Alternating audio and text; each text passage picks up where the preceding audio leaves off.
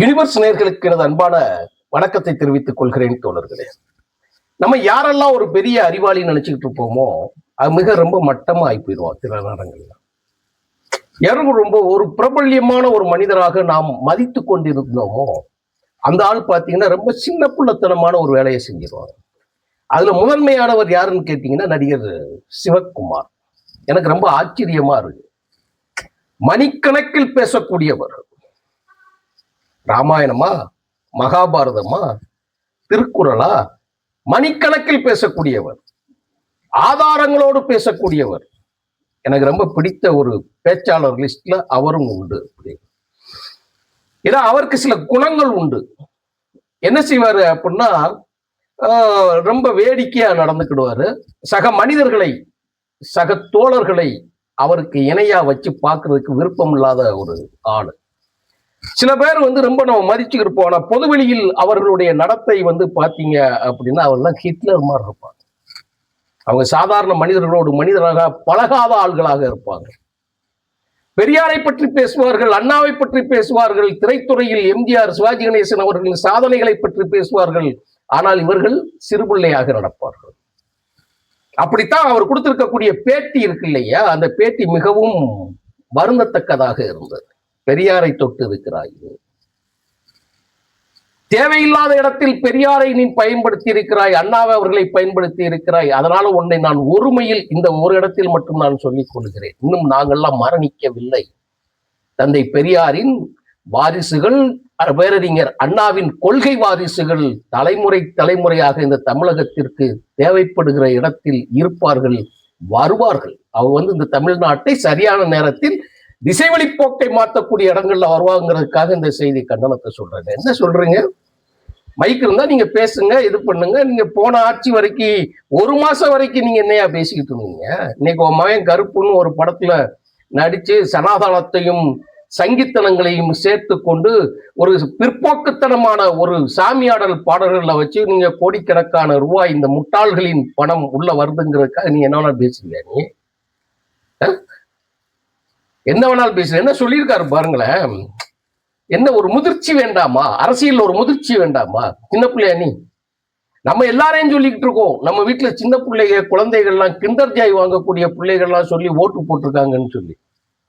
ஆனா இவங்க வீட்டிலேயே போட்டிருக்கேன்னு சொல்லி இதுல பெருமம், அதுல என்னத்தைய சொன்னா வாயில நல்லா வந்துடும்.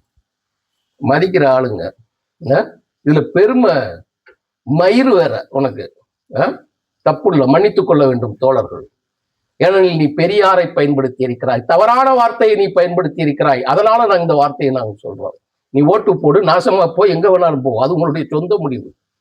சின்ன பிள்ளைகளுக்கு தக்கவாறு, அவர்கள் விருப்பத்துக்கு தக்கவாறு ஓட்டடிப்பதை தடை செய்வதற்கு நாம் யார் என்று சொன்னால், கொள்கையை பற்றி பேசுவதற்கும், கோட்பாடை பற்றி பேசுவதற்கும், எங்களுக்கான அரசியலை பற்றி பேசுவதற்கும், தமிழர்களின் நலனை பற்றி பேசுவதற்கும், தமிழ் மொழி, தமிழ் நிலம் பற்றி பேசுவதற்கும் யாரடா பேசுவார்?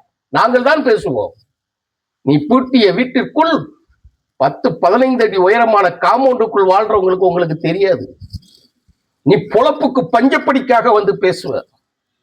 ஆனால் இங்கே தன் உடல், பொருள், ஆவி, வியர்வை, ரத்தம் அத்தனையும் சித்தமாக தானம் கொடுப்பதை போல் தலைவர்கள் குறுக்கும் நெடுக்குமாக இன்றும் தலைவர் வைகோவை போல ஆள்கள் இன்னும் வளர்ச்சிட்டு இருக்கிறாங்க. மறந்துடக்கூடாது. இன்னைக்கே என் பேரை விஜய் கோட்டு போட்டாங்கன்னா, தனிப்பட்ட முறையில் அரசியலை பற்றி பேசவில்லை. விஜய் இன்றைக்கு அவருடைய வெற்றியை வரவேற்பதில் நானும் ஒருவன். நாங்கள் களத்தில் நிற்கிறவர்கள். எங்களுக்கு தெரியும் நிலை எப்படி இருக்கிறது என்ற அரசியல். அந்த காலத்தில் பண்ணையார்களிடம், மிட்டாதாரசுகளும், மிகப்பெரிய பணக்காரர்களிடம், கோடீஸ்வரன்களின் கையில் இருந்ததை எளிய மனிதர்களிடம் சந்தையில் பரிமாறுவதை, பொருள் பரிமாறுவதை போல சாதாரண மனிதரிடம் அரசியலை கொடுத்து சென்ற எமது அண்ணா, அதை அண்ணாவின் வழியில் அரசியல் வந்தவர்களே பழைய காங்கிரஸ் கதர்ச்சட்டைக்காரர்களை போல மிகப்பெரிய கோடீஸ்வரன் கையிலும் இருமாப்பு உள்ளவன் கையிலும் அரசியல் சிக்கிக் கொண்ட பொழுது அதை மீட்டெடுக்கக்கூடிய மீட்பனாக விஜய் வந்தார் என்பதில் எங்களுக்கு மாற்று கருத்தில் அந்த வெற்றியை வரவேற்கிறோம். அரசியல் மாச்சரியங்களை கடந்து வரவேற்கிறோம். ஏனெனில் இவர்கள் ஆடிய ஆட்டம் அப்படி அல்ல. அதற்காக குழந்தைகளின் அரசியலை வரவேற்க பேசுவது எப்படி? என்ன நியாயம் சிவகுமார்? என்ன சொல்றாருங்கிறத பாருங்களேன். மாற்றம் அப்படிங்கிறது உலகத்துல மாற்ற முடியாது. இந்த வழக்கம் எங்களுக்கு தெரியாது. அதே நேரத்துல 69 வருஷமா திமுக அண்ணா திமுக ஆண்டிருக்காங்க. ஆமா, யார் இல்லைன்னா ஆயிரக்கணக்கான ஆண்டர்களில் ஒரே முகலாய பேரரசு ஒரே வாரிசுகளாக ஆண்டு கொண்டிருந்தார்கள். அப்பெல்லாம் வராத வெக்கம். கொள்கை வழியில் திமுக அண்ணா திமுக காங்கிரஸ் மர்மலட்சி திமுக விடுதலை சிறுத்தைகள் புதிய தமிழகம் கம்யூனிச இயக்கங்கள் எல்லா கட்சியும் தான் இருக்கு. எல்லா கட்சியும் தான் கூட்டணி வச்சு பாடுறாங்க. எல்லா கட்சியும் தான் பேசுது. நித்தம் ஒரு போராட்டம், மறியல், ஆர்ப்பாட்டம், சிறை, வழக்கு எல்லாம் வச்சுதான் இங்க அரசியல் நடத்தி கொண்டு இருக்கிறது. சும்மா ஒண்ணும் கிடையாது. திமுக அண்ணா திமுக மட்டும் ஆள்றது வச்சதுங்கிறது நீங்கள் சொல்றது ஒரு சார்பில் இருக்கிறதுனால நீங்க சொல்றீங்க. அப்ப என்ன சொல்றான், மக்கள் தான் நீதிபதி, நாங்கள் மனப்பூர்வமா ஏத்துக்கிட்டு தான் போயிடணும், ஏத்துக்கிடுவோம், அதுல எந்த மாற்று கருத்து ஏத்துக்கிட்டாச்சு இல்லையா. இப்ப என்ன நடக்குங்கிற அரசியல் டெப்த்து போனா விஷயம் வேற மாதிரி ஆயிடும். 95% புதிய, அதாவது இளைய தலைமுறை ஓட்டு போட்டிருக்காங்க. 90% காசு வாங்காம முறையா ஓட்டு போட்டிருக்கிறாங்களாம். தெரியுமா சிவகுமார் உங்களுக்கு? காசு வாங்காம ஓட்டு போட்டிருக்காரு. திமுக காரங்க சொன்னாங்கன்னா அடிச்சு விடுவோம் பார்த்துக்கோங்க. உங்க ஏரியால உங்க வீட்டுக்கு வேணா காசு வராம இருக்கலாம். அதெல்லாம் இன்னும் நீங்க காம்பவுண்டை விட்டு வெளியே வரலன்னு அர்த்தம். காசு வாங்காம வாங்கிட்டு தாயா மாத்தி ஓட்டு போட்டிருக்காங்க. அதுதான் உண்மை. அது தப்பு கிடையாது. ஏன்னா ஓட்டு உரிமைங்கிறது அவருடைய தனிப்பட்ட உரிமை. நம்ம அப்படி பேசிக்கிடுவோம், வச்சுக்கிடுவோம். என் பேரை விஜய்க்கு ஓட்டு போட்டிருக்கிறான். அடுத்து அவன் பேரை வாழ போறவன் இன்னும் கொஞ்ச நாள்ல நாமெல்லாம் செத்து போயிடுவோம். அடுத்த தலைமுறைக்கு சரியான தலைவர்களை அவங்க தான் தேர்ந்தெடுக்கணும். அதை தடுக்க நீங்க யாரு? இது யாருக்கு நீங்க சொல்ற? அடுத்த தலைமுறை வாழ வேண்டும் என்பதற்காகத்தான் எம் தந்தை பெரியார் மூத்திர சட்டியோடு தமிழ்நாட்டில் குறுக்கும் நெடுக்குமாக நடந்து கொண்டிருந்தார். 8 திசைகளிலும் எண்கோண வடிவில் அவர்கள் சுற்றி கொண்டிருந்தார். 5 பேர் இருக்கிற இடத்திலையும், 10 பேர் இருக்கிற இடத்திலையும், 50 பேர் இருக்கிற இடத்திலையும், 100 பேர் இருக்கிற இடத்திலையும் ஒரே மாதிரியான பேச்சுக்களை பேசி அவர்களுக்கு அரசியல் விழிப்புணர்ச்சியை கொடுத்து நீங்களும் சக மனிதனாக வாழ வேண்டும் என்பதற்காகவே தன் உயிரை சித்தம் செஞ்சவங்க கொடுத்தது யாருக்கு தெரியுமா? அடுத்த தலைமுறைக்கு. திரிசாவை கூட்டுக்கிட்டு அடுத்தவங்க நட்டி கூட்டுக்கிட்டு அடுத்தவங்க கல்யாணத்துக்கு வீட்டுக்கு போற மானங்கட்ட வாழ்க்கை வாழ்வதற்காக இல்லை. அதனால தெரிஞ்சுக்கலாம் எது நீங்க செய்து என்ன நடக்குது நாட்களாம். இந்த வெற்றியை நாம் வரவேற்போம், ஆதரிப்போம். அதே நேரத்தில் இதை சரி என்று சொன்னால் அது பைத்தியக்காரன் என்று அர்த்தம். அதனால தெரிஞ்சுக்கணும். பைத்தியக்காரன் தான் அதை சரின்னு சொல்லுவான். எப்படி சரி என்று சொல்ல முடியும்? என்ன நடந்தது என்று சொல்ல முடியும்? இப்ப என்ன நடந்துகிட்டு இருக்கு? அமைச்சர்களோட நடவடிக்கையை பார்க்கிற ஒரு பரிதாபமாக இருக்கிறது, சிரிப்பாக இருக்கிறது. பரவாயில்லை, 6 மாசம் கையில கொடுத்துடலாம், அவங்க நினைத்தபடி ஆட்சியாளட்டும். பஸ்ல ஒருத்தர் கேட்டா சொல்ற, எனக்கு பசிக்குது தம்பி, நீ சாப்பிட்டு நின்றுப்பன்னு சொல்றாப்புல. அவன் கதறி அழுதுகிட்டு இருக்கான் பக்ரீத் வீட்டுக்கு போறதுக்கு, லீவுக்கு. பஸ் இல்லைன்னு கேட்டா, விளக்கம் கேட்டா அவர் சொல்றாரு, நாங்க போய் இப்ப ஏற்கனவே புக் பண்ணிருப்பாங்க இல்லையா, ரிசர்வ் பண்ணிருப்பாங்க இல்லையா, அவங்ககிட்ட கேட்டு அண்ணாச்சி இந்த மாதிரி பஸ் கூட்டமா வந்துருச்சு, அதனால ரிசர்வ் பஸ்ல இருந்தா மற்ற ஆளுகளை ஏற்றி விட்டுறோம். ஐயோ அப்பா, நம்ம சைனால தலைப்புச் செய்தியாகவும் ஜப்பான்ல தலைப்புச் செய்தியாகவும் அமெரிக்காவிலே தலைப்புச் செய்தியாக செல்லூர் ராஜு தெர்மோகோல் வந்துச்சு, அதை விட பெரிய இதுல ஒட்டி எழுதலாம். இல்லைன்னா இவன் சொன்ன மாதிரி தஞ்சாவூர் கல்வெட்டுல வெட்டி அதை பாதுகாக்கணும் அர்த்தங்களை. சரி, புரியாம பேசுறாங்க, நடக்கட்டும், காலம் சரி செய்யும். இன்றைக்கு புதிதாக இருப்பவர்களில் ஒரு 100 அரசியல்வாதிகள் தேர்வார்கள், தமிழ்நாட்டில் புதிய தலைவர்கள் வருவார்கள் அப்படின்னு சொல்றோம். அதை தாண்டி சிவகுமார் ஒரு வார்த்தை சொல்றார், பெரியார் பெரியார் என்று சொல்லுகிறேனே, என்ன சொல்றாரு அப்படின்னு கேட்டா, அசைவ உணவு 90 வயசுக்கு மேல சாப்பிட்டு இந்த மாதிரி ஆளுங்க, யார் சத்யராஜா காட்டுறாப்புல, இந்த மாதிரி ஆளுங்க அசைவ உணவு சாப்பிட்டா நல்லதுன்னு சொல்லுவாங்க. ஆனா இயற்கை உணவு சாரி தோழர்களே, சைவ உணவு சாப்பிடலாம். யார் யாருங்க? அப்ப சத்யராஜ் உடனடியாக மடிப்பு பட்டு சொல்றாரு, இல்ல புரதச்சத்து உடம்புக்கு தேவை, அதனால இறைச்சி எடுத்துக்கொள்ள வேண்டும் சொல்றாங்க. நான் ஏற்கனவே 40 வருஷத்துமா விட்டுட்டேன், அதை பத்தி ஒண்ணும் இல்லை. ஏன் சுவத்துல தலைகீழ தொங்கு, மரத்துல தலைகீழ தொங்கு. நீ திங்கிறது தான் நாங்க திங்கணுமா? நீ அடுத்த வேளை கஞ்சிக்கு கஷ்டம் இல்லாதவன், அடுத்த வேளை கஞ்சிக்கு நீங்க உன் குடும்பத்துக்கு கஷ்டம் இல்லாம இருக்கிறவங்க, உனக்கு என்னடா தெரியும்? நீங்க உடல் உழைப்பை பத்தி உனக்கு என்ன தெரியும்? இறைச்சி சாப்பிடக்கூடாதுன்னு நீ சொல்ற. நீ இந்த ஆயுளோட வாழ்ற பிராமணர்கள்லாம் என்னடா வேலை பார்க்கறான்? முட்டாள் முட்டாள் மாதிரி பேசக்கூடாது. அடிக்கிற வெயில் தன்னால் தன் குடும்பத்திற்கு ஓடி ஓடி உழைத்து மரத்தில் ஏறி சுவர்கள்ல பெயிண்ட் அடிக்கிறவன், வயக்காட்டுக்கு போறவன், வண்டி ஓட்டுறவன், ரத்தமும் வேர்வை துளிகள்லாம் ரத்தம். அந்த தேவர்மகன்ல சொல்லுவாப்புல, நான் குடிச்ச பாலெல்லாம் ரத்தமா போகுதுன்னு சொல்லுவாப்புல. அது மாதிரி குடிக்கிற சாப்பாடுகளை ரத்தமா போய் அவன் குடும்பத்துக்கு உழைச்சிட்டு இருக்கிறாங்க. நீ வீட்டுக்குள்ள இருந்து தியாகத்தனம் இந்த விளக்கமாத்தாசனம் சொல்லி தலைகீழ பிடிச்சி தொங்கிக்கிட்டு நீ இருந்துகிட்டு இருப்ப. ஏன்னா உனக்கு அடுத்த வேலை கஞ்சிக்கு நீ கஷ்டப்பட போறியா? உன் குடும்பம் கஷ்டப்பட போகுதா?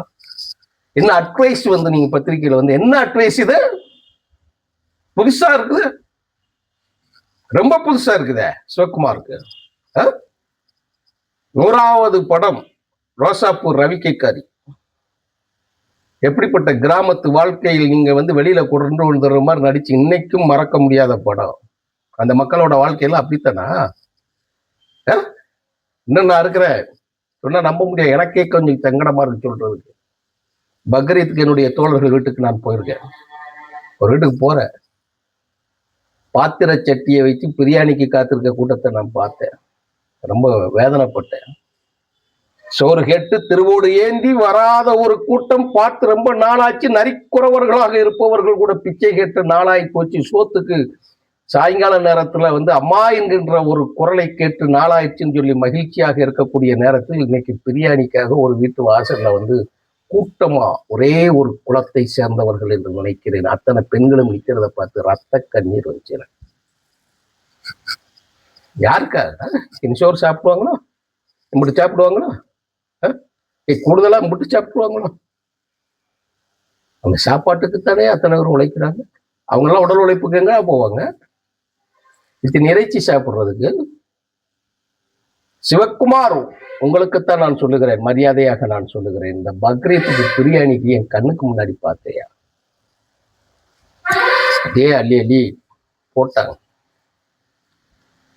இன்னைக்கு இறைச்சி விலைக்கு பிரியாணி சாப்பிட வேண்டும் என்று சாதாரண குலத்து மக்கள், அந்த கடைநிலையில் வாழும் மக்கள் இருக்கிறத பார்த்தேன். மனச்சாட்சி வேணும், பேசுறதுக்கு மனச்சாட்சி வேணும். என்னால பார்க்க முடியல. யாரை குற்றம் சொல்லுவது தெரியல. நீ கறி திங்காத, கோழி திங்காத, பெரியார் சொன்னார்னு என்ன நிதுக்கடா பெரியார் எழுத்துட்டு வாரீங்க? உங்களுக்கு பெரியாரு 90 வயசுக்கு மேல எல்லாரும் கறி தின்னுங்கன்னு சொல்லிக்கிட்டு அலைஞ்சுக்கிட்டு இருந்தாரு. ஆளுக்கு தக்கன சிங்கி அடிக்கக்கூடிய வேலைகளை பார்த்து கொண்டு வந்த அந்நியாரமே சத்யராஜ் செருப்பால் அடிச்சாரு. போதுமடா சாமிங்கிற மாதிரி இருக்கணும். முதல்ல உங்க குடும்பத்தையும் முதுகளையும் காப்பாற்றுவதற்கு உண்டான வழியப்பாரு. நாட்டை நாங்க காப்பாற்றுவோம். உங்களை மாதிரி ஆளுகிட்ட இருந்தா நாட்டை காப்பாற்றணும். இதுல என்ன தெரியுதுன்னா, நமக்கு என்ன தெரியுதுன்னா தோழர்களே, இந்த மாதிரி ஆளுகள்லாம் அந்த ஆளுங்கட்சியா இருக்கிறாங்க இல்லையா, இவனுகிட்ட ரொம்ப பாதிச்சிருக்காங்கன்னு நினைக்கிறேன். அவங்களையும் நம்ம குறை சொல்ல முடியல. இருந்தாலும் வேதனையில நம்ம பேசிடுறோம், குறை சொல்ல முடியல. நிச்சயம் இவங்கெல்லாம் ஒரு விவிஐபி கேட்டகரியில இருக்கிறதுனால அங்க போய் ஏதாவது துண்டை போட்டுருவாங்கன்னு நினைக்கிறேன்னு சில செய்திகள் தெரியும், எல்லாம் பேசக்கூடாது. அதோட விளைவு தான் இந்த மாதிரி வெற்றின்னு வந்த உடனே அடிக்கிறாங்க போட்டு. பார்ப்போம். திருந்துங்கள் சிவகுமார் அவர்களே, திருந்துங்க. மக்கள்லாம் சரியாத்தான் இருக்கிறாங்க. அடுத்த தலைமுறைக்கு கொடுக்கணும்னா எங்களை மாதிரி ஆளுங்க தான் இன்னும் உழைக்கணும். காந்திக்கு பின்னாடி போனவன் 10 பேர் தான். காந்திக்கு பின்னாடி போனவன் 1000 பேர் என்றால், நேதாஜிக்கு பின்னாடி போனவன் 10 பேர் கூட இருக்க மாட்டான். எதுக்கு சாவுவான்னு கேட்டது மாதிரிதான், நகைச்சுவை காட்சியில கேட்கறது மாதிரி. அப்படி நாங்கள் இந்த நாட்டுக்கு உயிரை சித்தமாக கொடுக்கக்கூடிய வகையில் நாங்கள் வந்தவர்கள். நாங்கள் நாட்டை பாதுகாக்கக்கூடிய வேலையை செய்கிறோம். எங்களுடைய அரசியல் பணியை நாங்கள் செய்கிறோம். அதன் மூலமாக இந்த நாடு மீண்டும் மறுமலர்ச்சி அடையும், மீண்டும் விழிப்புணர்ச்சி அடையும். மாற்று கருத்து இல்லைன்னா, நலல்லே இருக்கிறவனுக்கு வெயில்ல போனா தானே தெரியும். வதங்கிட்டு வரட்டும். நன்றி, வணக்கம் தோழர்களே.